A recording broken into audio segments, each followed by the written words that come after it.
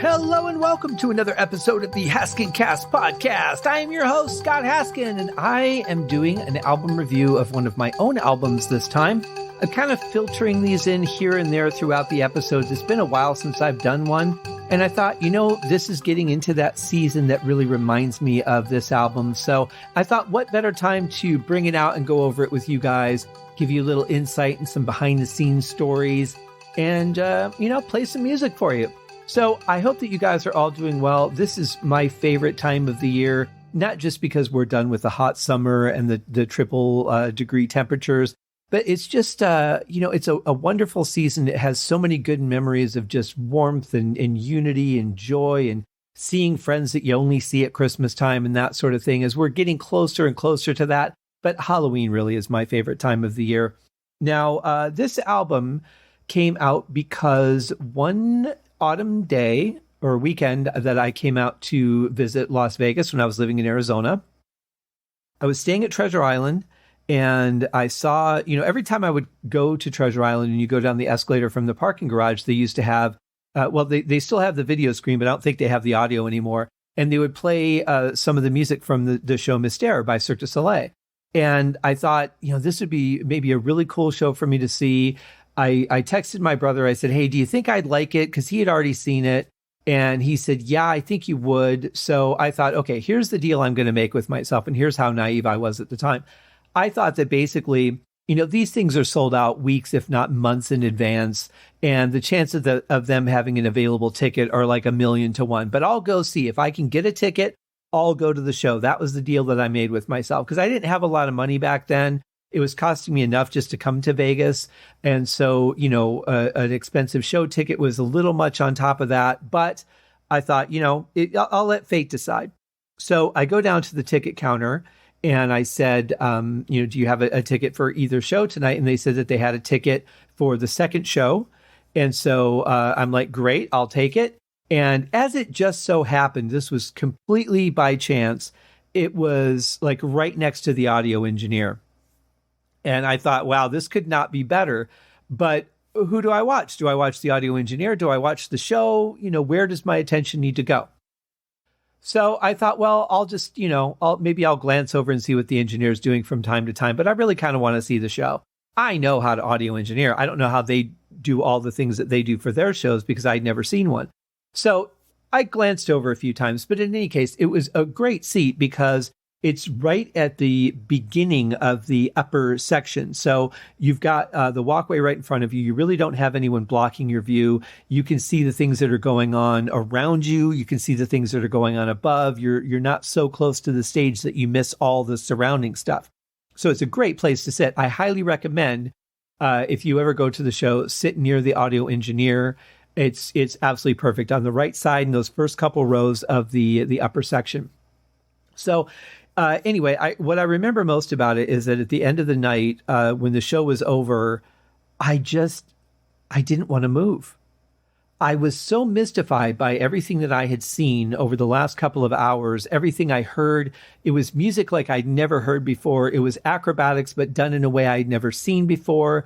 There were so many things happening. There was a storyline, all these crazy characters, lots of drums and percussion.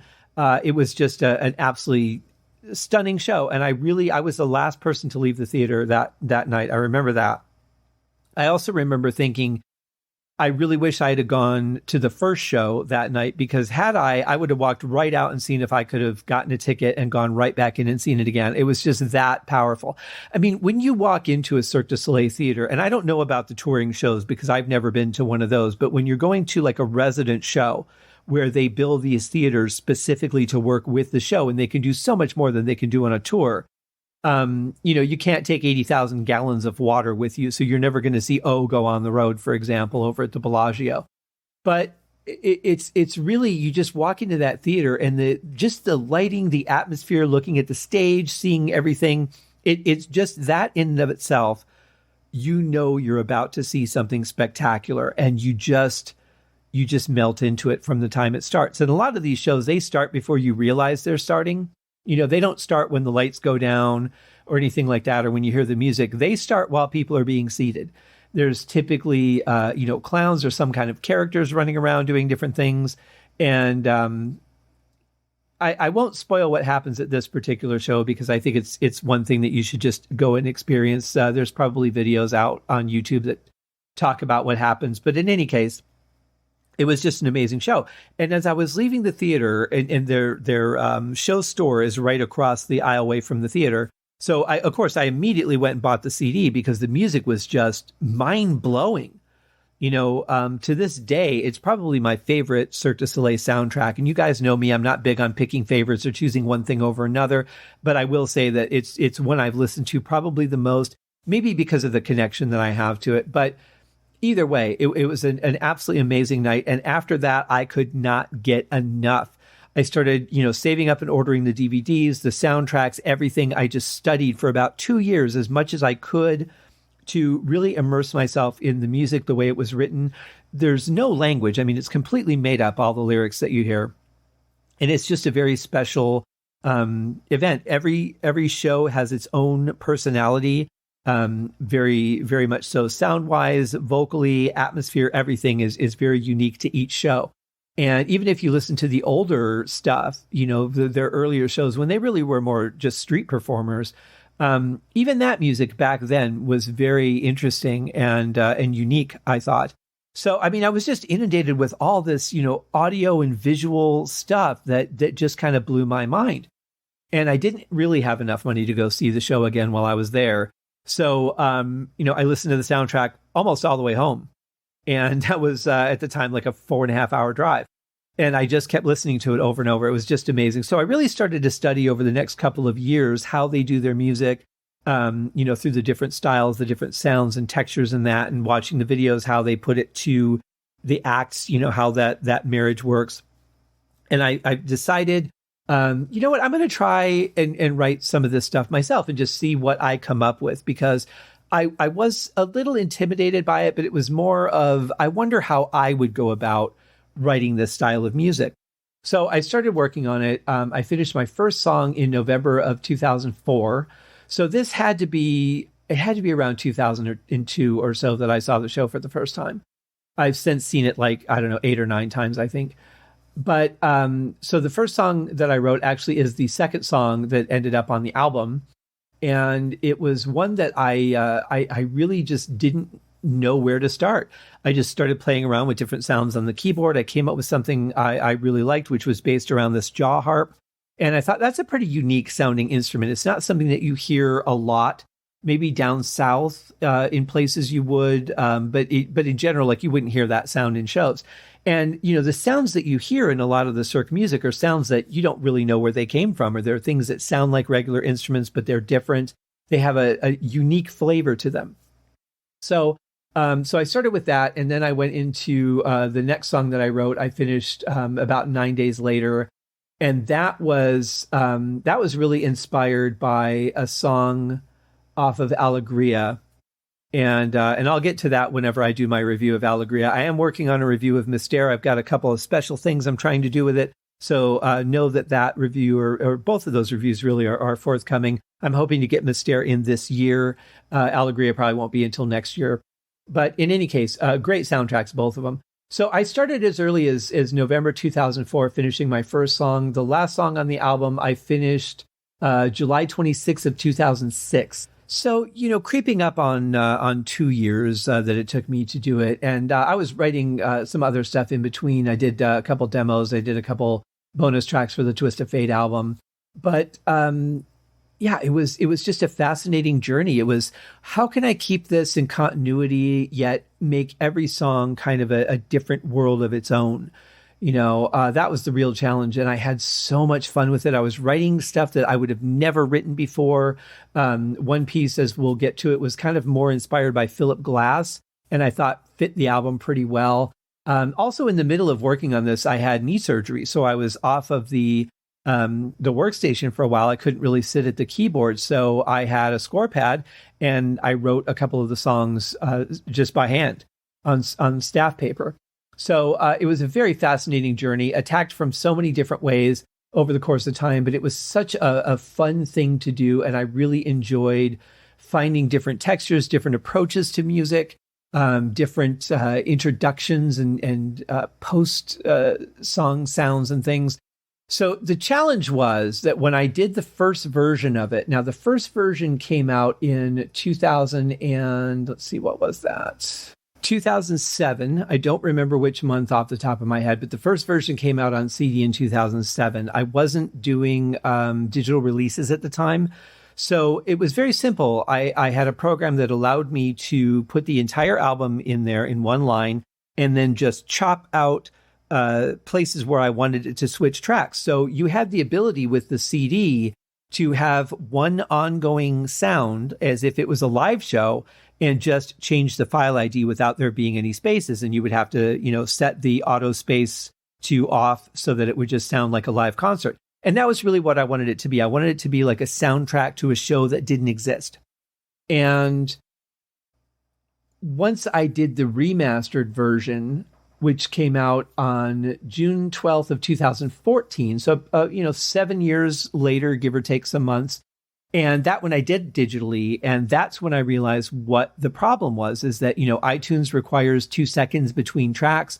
So you can't just go in and, make that a live feel. It's going to chop out and then chop back in with the new file ID. So I wasn't as happy with that part of the process. I don't know how other bands get away with it. When I've heard live concerts, it seems like I've heard things from iTunes where that wasn't the case, but I've never found a way to actually do it. So maybe there's some special thing that they do through their channels with their record company. I really don't know.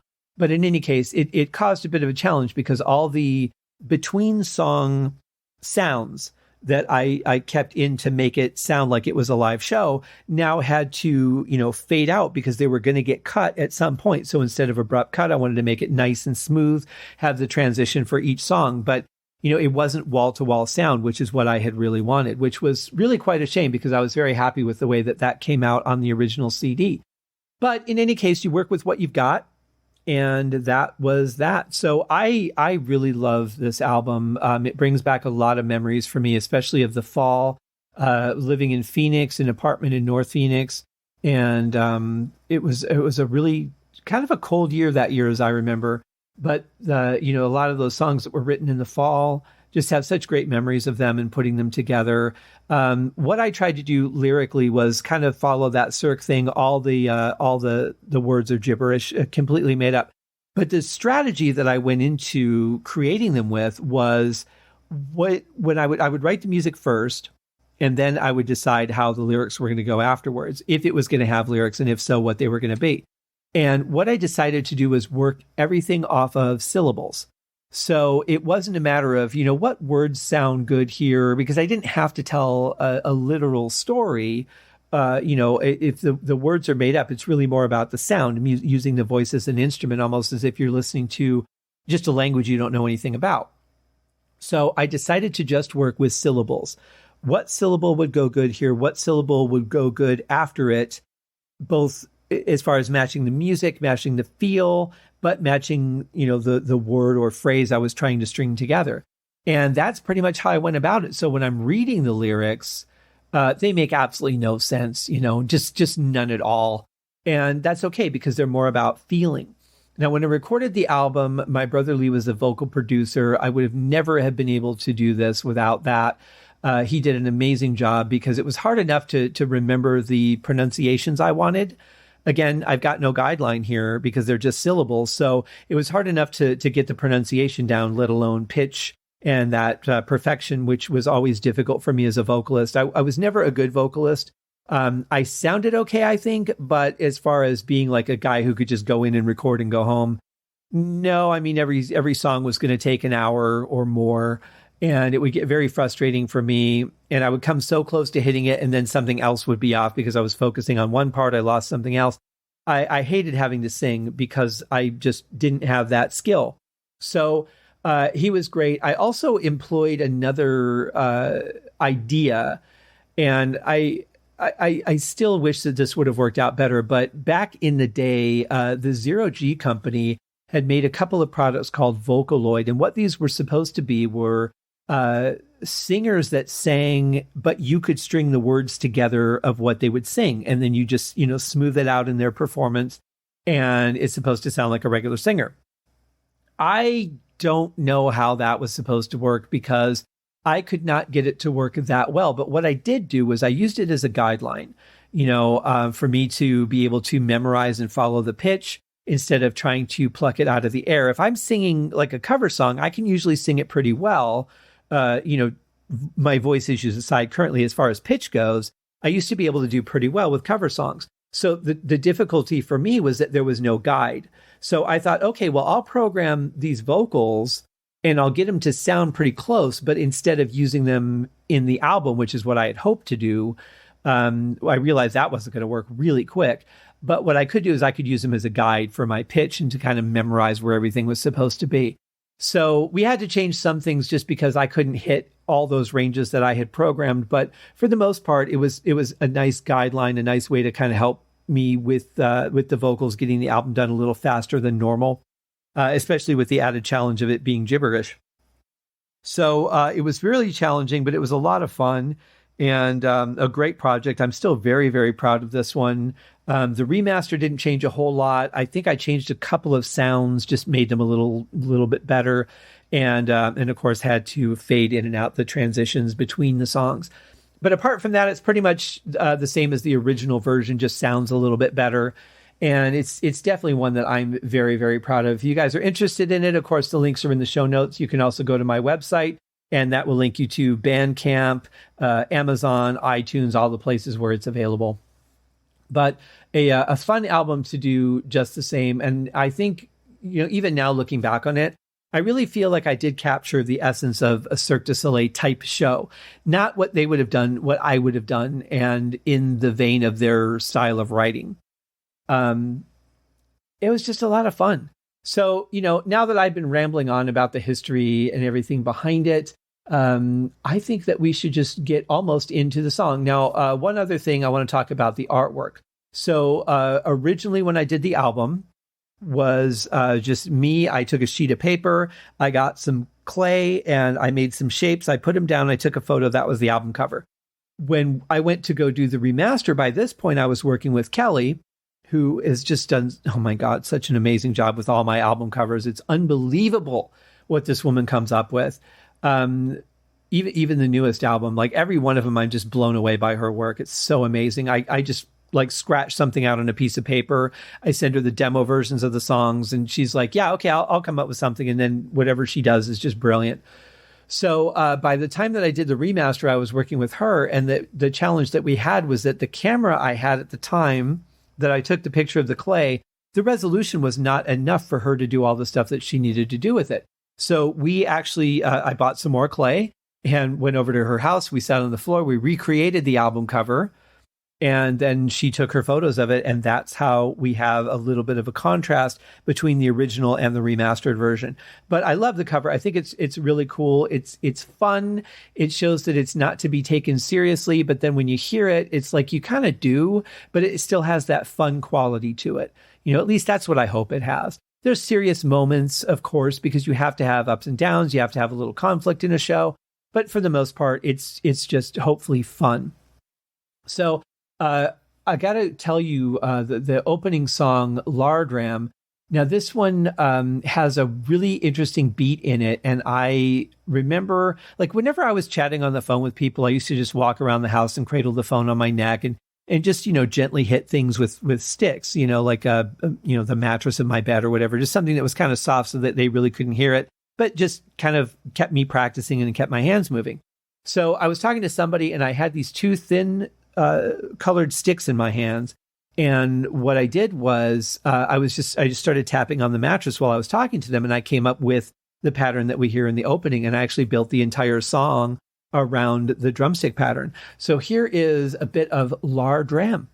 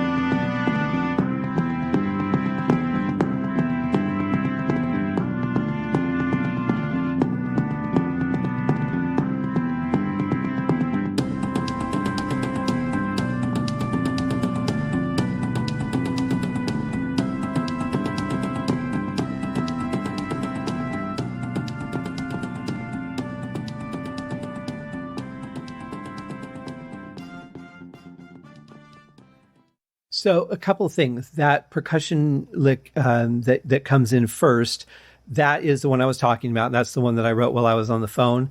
And I actually recorded it by using those same sticks, putting a towel over my ottoman and hitting that. Love that ottoman. But it just had the right sound. It was kind of dry and a little bit thumpy, but it had a good attack and a character to it. And I thought, wow, this just sounds perfect for the song, for what I'm looking for. And the other thing to point out, too, is as I was recording or writing this album, I was really still just getting into virtual instruments.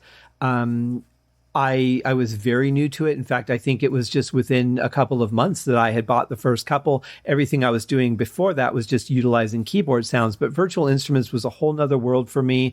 I started with the East West Silver Orchestra at the time. And that was just like a basic entry level, got a little bit of everything in it for you, not the, full on high quality multiple mic positions. It was just very basic, but compared to what I had on my Korg sequencer, it was, a huge leap from where I had been at in the quality of sound, especially for orchestral instruments. And from there, I just kind of went nuts. So it's a combination of Korg keyboard sounds from my Alesis QSR, and all the various cards that I have for that, and then some virtual instruments that I got. Again, I didn't really have a lot of money back then, but I was able to take advantage of some really good sales, a lot of buy one, get ones, that kind of thing.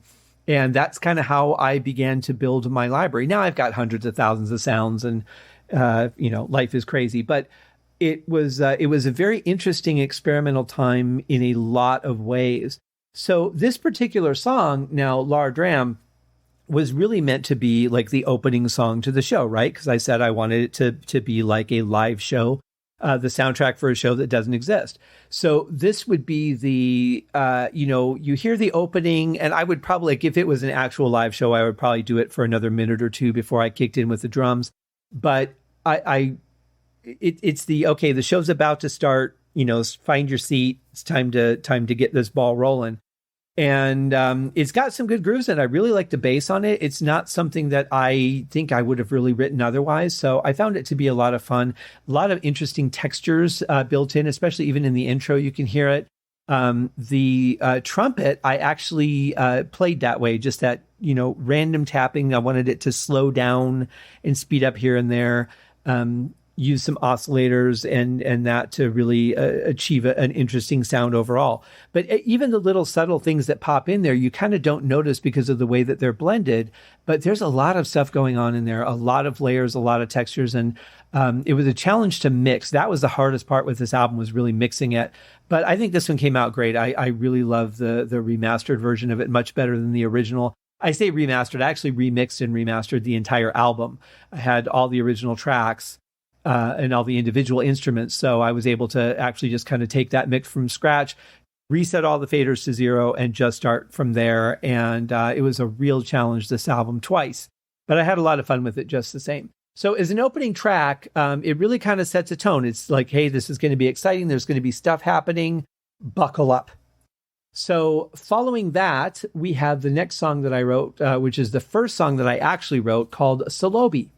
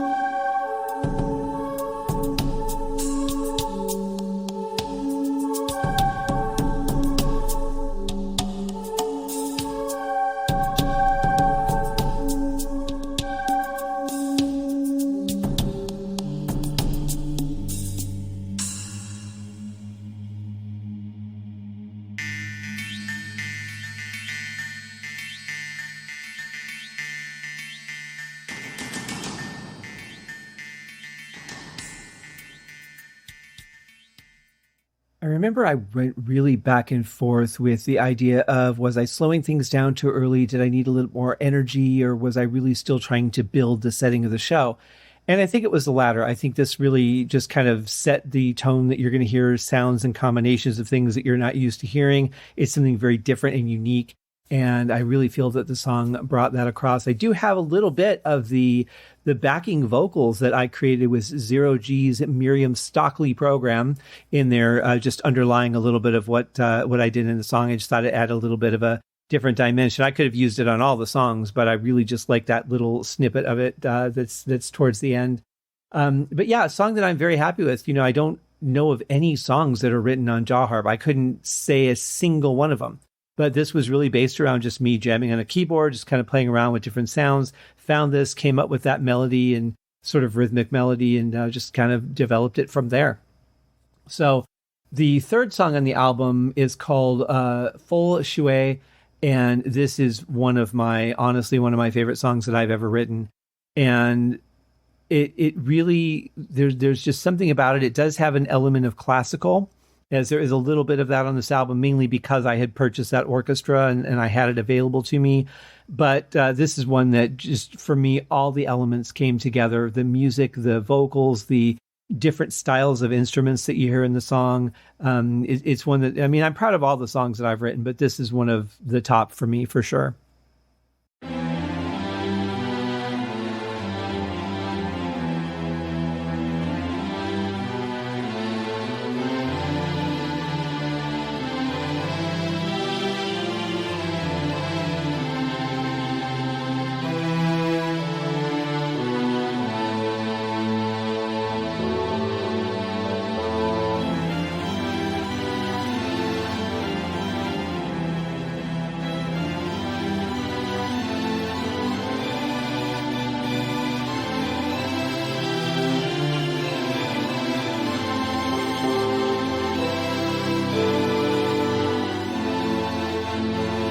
Tanego se vai salome, na te amor, home to see namo, and pegando to say, you saw me tsunami, you saw kualu came. Fortuna Wamaku Eloma knows.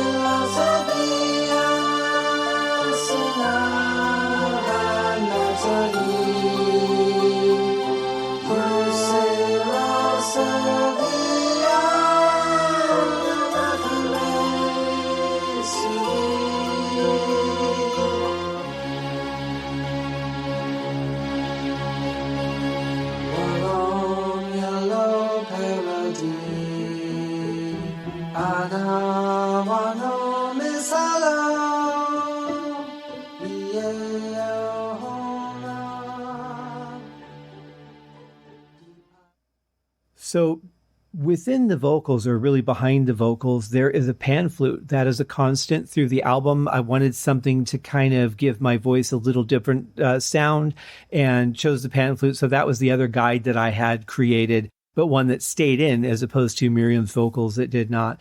But there's just something to me about this chorus that is really impactful. I think it has a real unique feel and flavor to it. But it's one, like I said, I'm just very proud of. And I'm going to play you a little bit of the demo version I did using Zero G's Miriam Stockley. And you can kind of hear why it didn't work, but how it could work as a guide.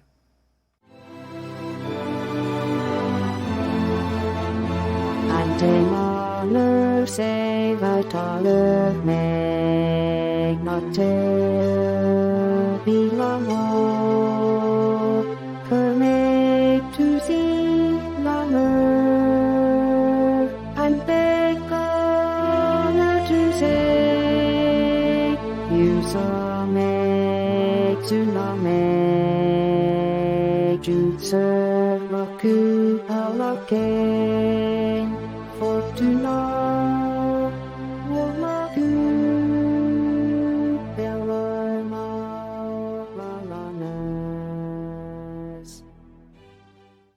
the general spirit is there, but it does sound very robotic and kind of emotionless. I just could not find ways to really get it to sound quite the way I wanted to for the album. But, to say, hey, there is merit in this idea, of the song, and you can kind of get that feel of it, of how it will eventually sound when adding a real vocalist. But check out what the chorus sounds like. Get to me, not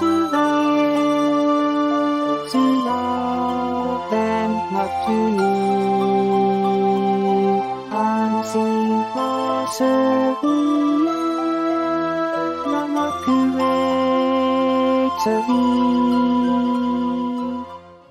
So obviously the idea wasn't going to work that way. I thought about maybe doing a hybrid or maybe having her underneath of my voice, but it really just didn't sound good. So in the end, I just really sang all of it except for, a couple of short bursts that I had saved her vocals in. But, the idea was cool. They've come a long way with the Vocaloid stuff. I don't have any of the newer stuff. I've thought about getting it, but I remember the hours I spent just trying to get this to work. But technology has moved faster. They're coming out with a lot of innovative things. So I might try another idea at some point, or at least as a vocal guide. But I thought it was a fun thing to do. It did get a little bit tedious after a while, to be quite honest. I'm just getting the right syllables because you have to do it phonetically, and some of them just didn't really come out right anyway. But that was the contrast. And in that last clip with the chorus, you kind of hear the pan flute come out a little bit more, and you could hear what I was singing along to in my vocal version of the song. So a song I absolutely love, very proud of. And I even just listening to it to set it up, the clips for this podcast, I just enjoyed hearing that little bit again. The next song that we have is Kaiwag G-Cam.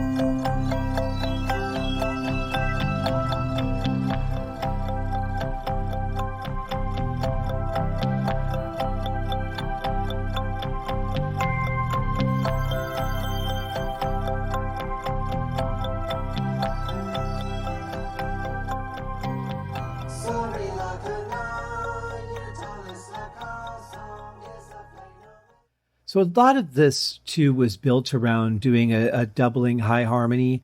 And at the time, I had that range. I was able to do that. It took a little bit to get through those parts, but those high harmonies actually came very easy once the main vocal tracks were done, because I had the main vocal track to follow.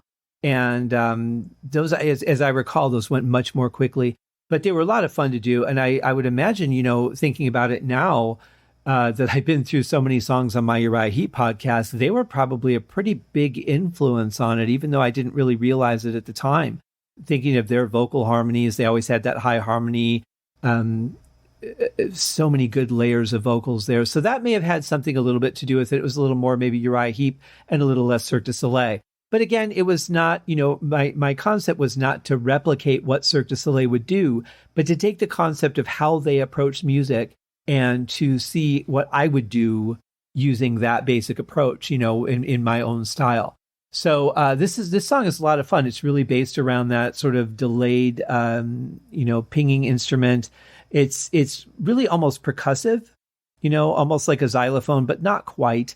And I really enjoyed that. It was once I found that opening melody, everything just took off from there. And the bass, I really like the bass on this one too.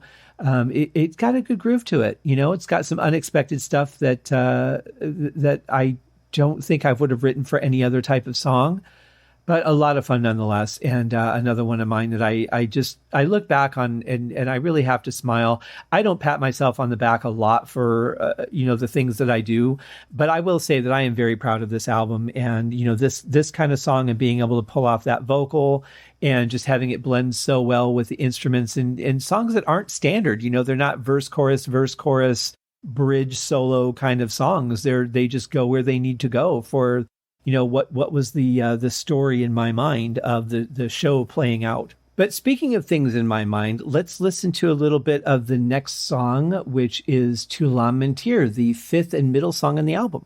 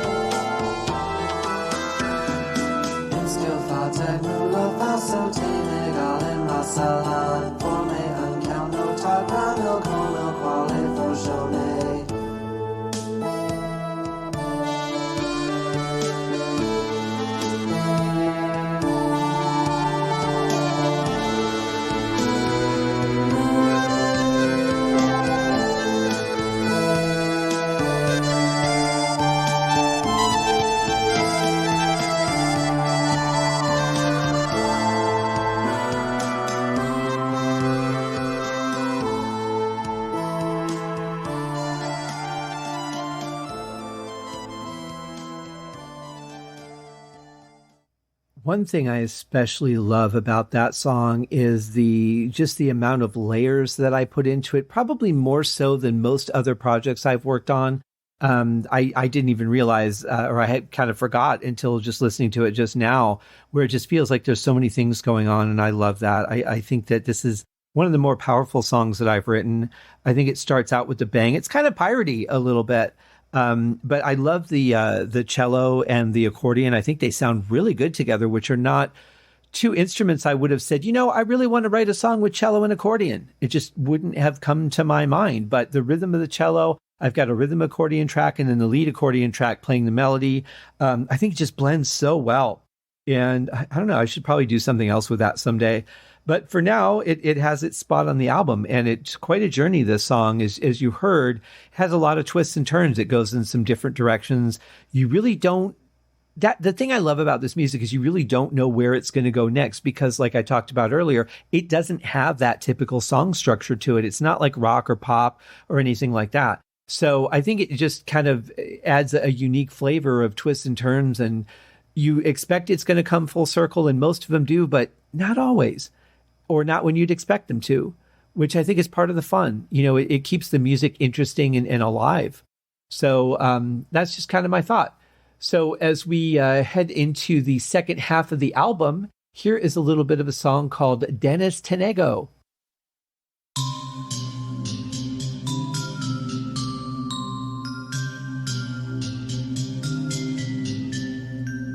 Fan la cater mayo nacido me. CB Sinasori Mona Isa Fan la Kitameo Nateo Me CB Sinasori Mona Isa Bespo Tea Kala Neo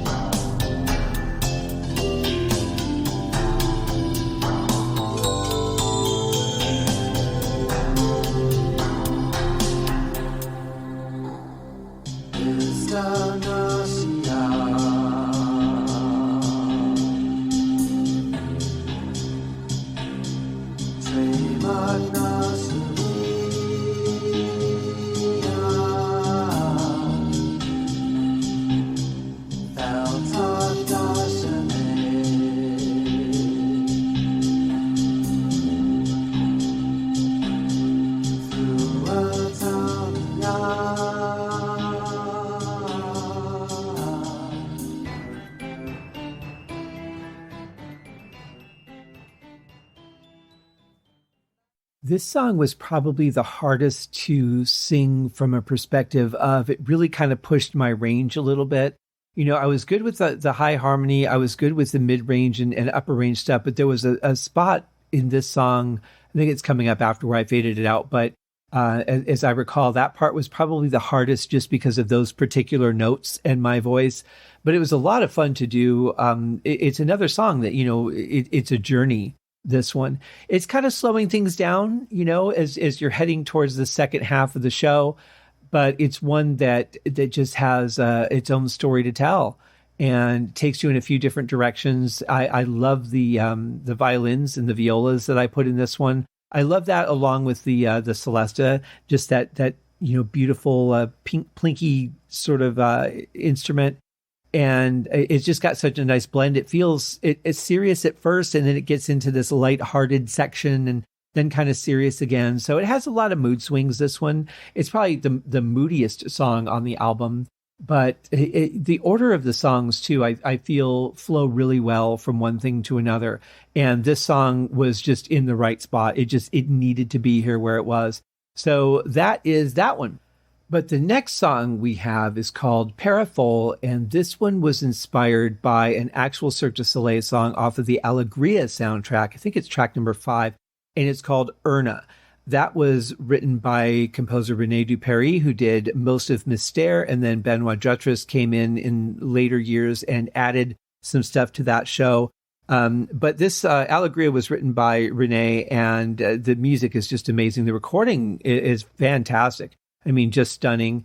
And it's very percussive and melodic, and it's an instrumental. but I think there's like some very far off backing vocals in some spots, just kind of duplicating the accordion melody. But that was where I got the start to do this song. I wanted to see if I could write something like that because I love that song. It's very powerful. And here is my song, Parafoal.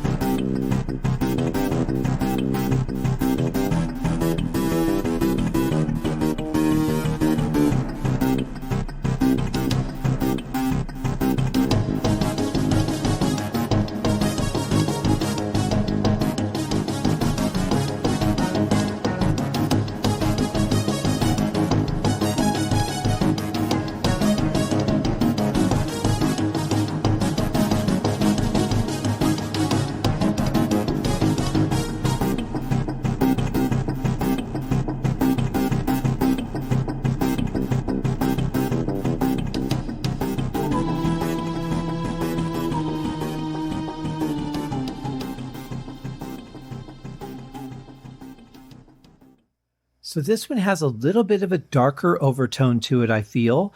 I really love the percussive layers, though. There's so many things going on, so many unique sounds. They're not really percussive sounds per se. They're not drums, but they are played with a rhythm that makes them feel percussive.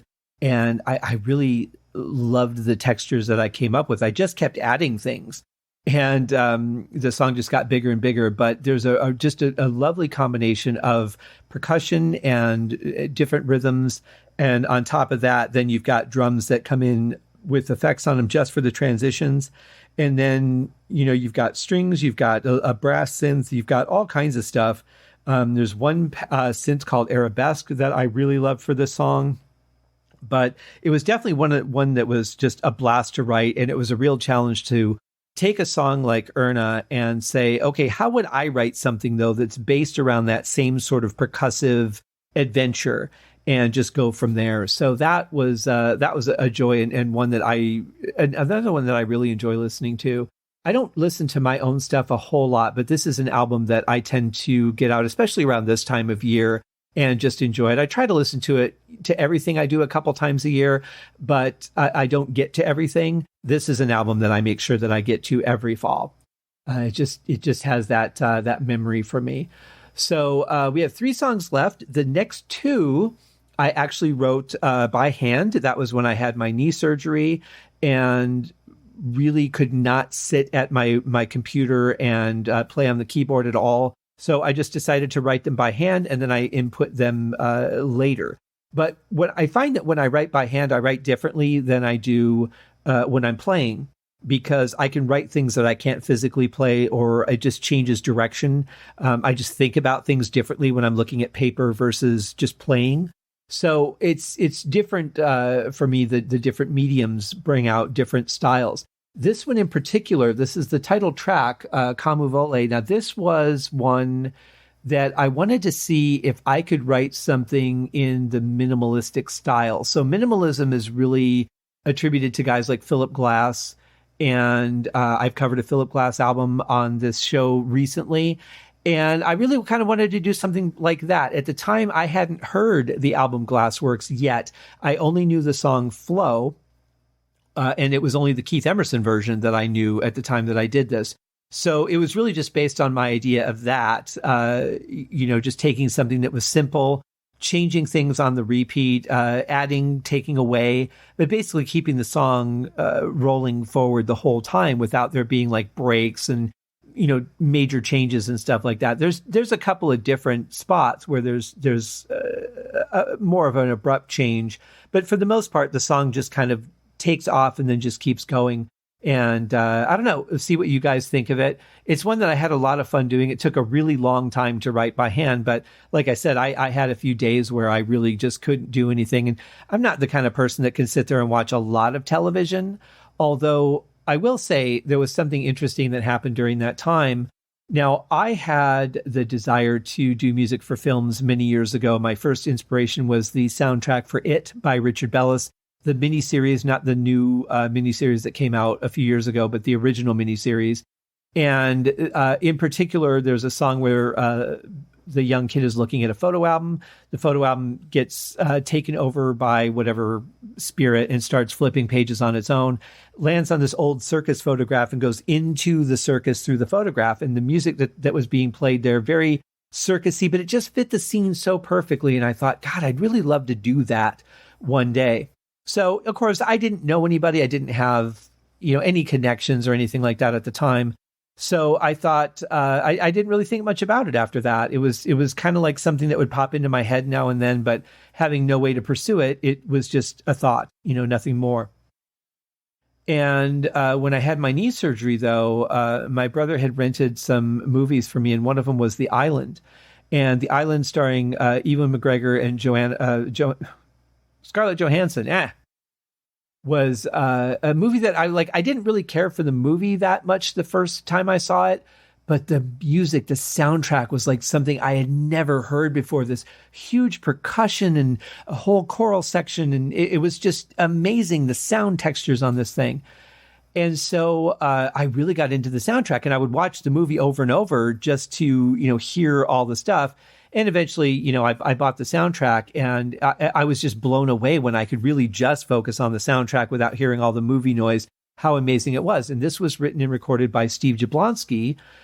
And I was just like, wow, I've never heard anything like this before. And it rekindled that desire to get into film composing. So at this point, I had some decent equipment. I had some good sounding instruments because, really just doing all that on a keyboard, you're not going to get great work, with those kind of sounds. So having the orchestra, having a little more confidence in my composing skills, I actually started finding people to do movies with, and that's where all that got started. So that all happened right while this was going on, while I was writing these two songs. I would work on the song for a little while, I would watch a bit of a movie and then kind of work on it for a little while. And that was like 5 or 6 days of my life. Maybe it was only 2 or 3. I don't remember now. It seems like it was longer than that, but that also doesn't make sense. How long does it take you to recover from arthroscopic knee surgery? Not that long. I mean, I remember I was driving a week later.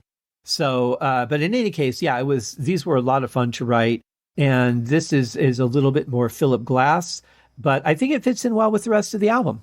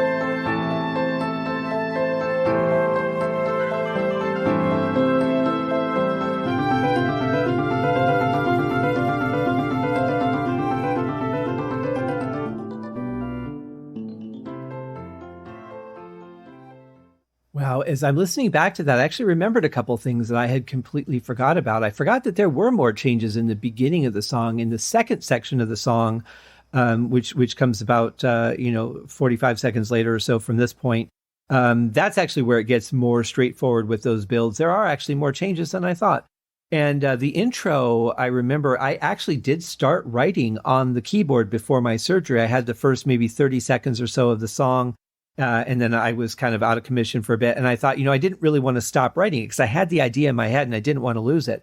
So break out the sketch pad and the mechanical pencil and some erasers and my ruler and just went for it. It took me forever, I remember, to program all of that in because there's so many notes.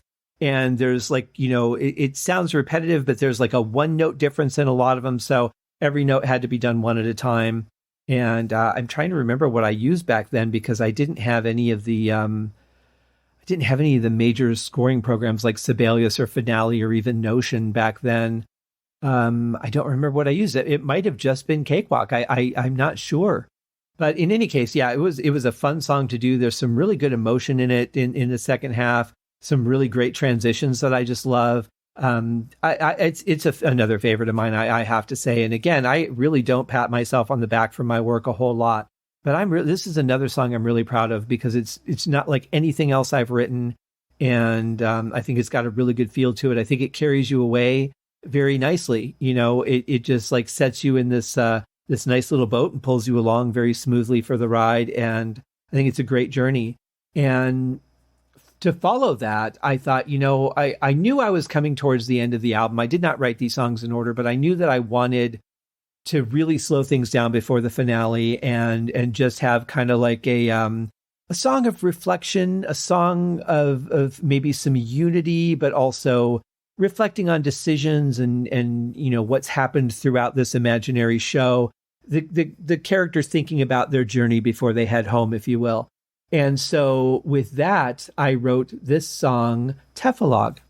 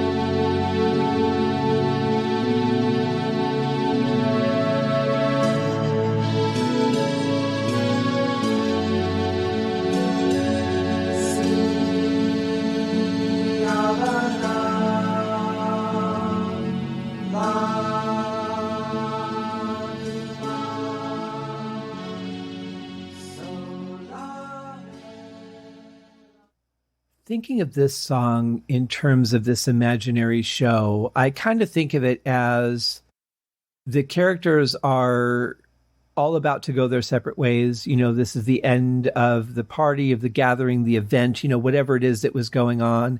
And they're all just kind of, reflecting on their moments together, reflecting on their moments individually, hugging, getting ready for, the end of the party. And just those moments of, I need to think about things. I need to soak this all in. I need to think about what it all means and just have that before it's time to really say goodbye, to take that final bow. And they've all shared this journey together. And I feel like a lot of them will never see each other again. And so this point of reflection, of appreciation, of I'm really glad I met you. I'm glad we went through this together kind of feel is what I really wanted to create here, that I'm sad to see it end, but I know it has to. And I think I've seen that in a lot of shows where there's just that moment of you have to have the connection, and I think that this is that moment where we have that final connection, because we've been so busy with the show and all the things that are going on that we haven't actually stopped and thought about, well, what do all these characters or people or whatever mean to me? And you're realizing that when it's about time to say goodbye. So I'm very happy with that song vocally. It was very challenging because really the only guide that I had for the placement was the flute. And so that made it a little bit challenging, but I was very loose with it.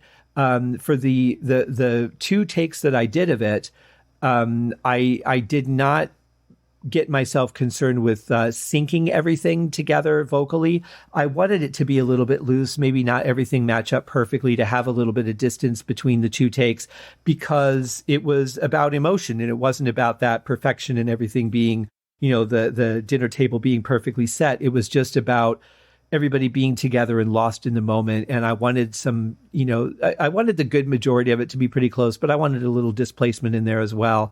So I actually flew through the second take because I didn't have to match everything up. And I remember it when I listened back to it, I'm like, wow, that was actually a lot easier than I thought.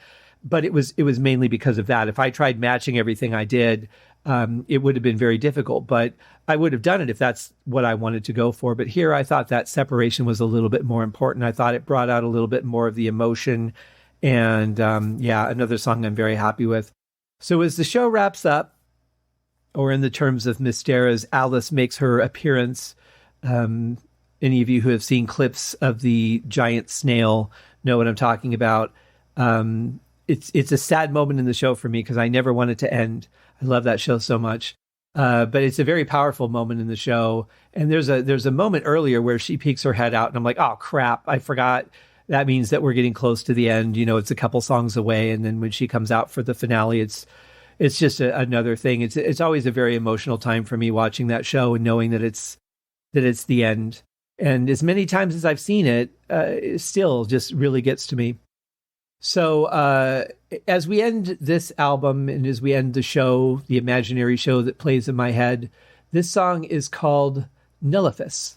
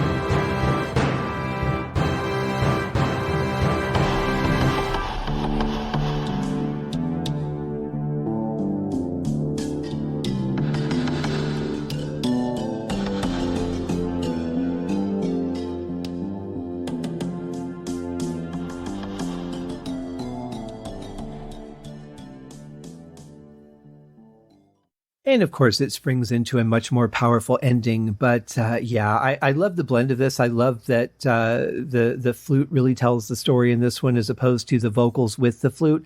I felt that it was a little more stronger to do as an instrumental. I felt that I had sung the right amount for what the album needed. And as I was thinking about the ending of the show, I thought it really just needed to be the music on its own, carrying it away.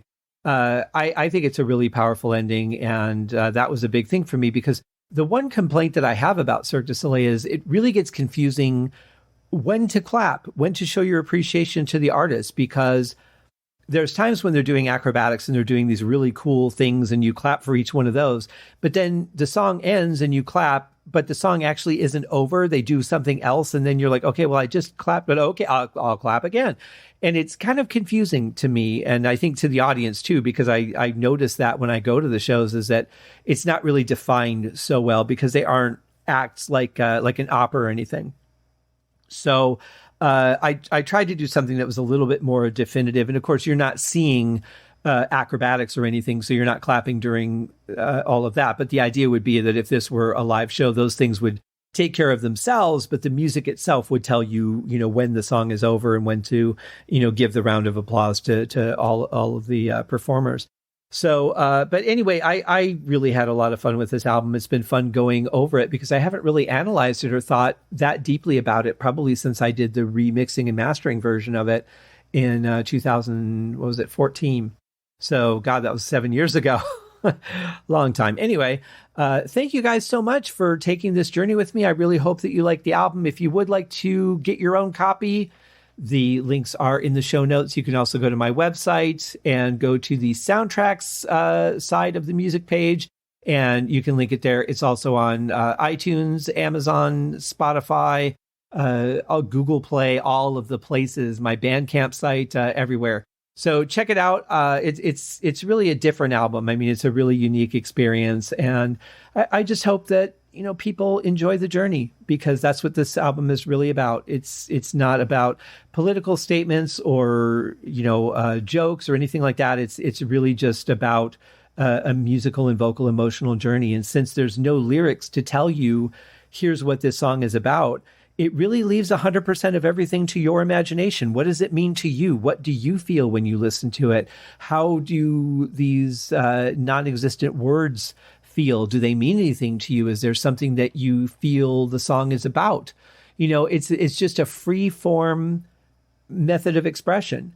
And I think that's what makes this album particularly unique as opposed to my other albums, that the ones that don't have vocals, because there are, those songs, it's just the music that tells the story. But here you have vocals, but they're done as an instrument. And I just think that that's a different flavor altogether. And anyway, I hope that you guys have enjoyed this. It's certainly been fun for me to go over it again and share it with you all. I will be back next week with, guess what? Another show. We'll see you soon, guys. Cheers.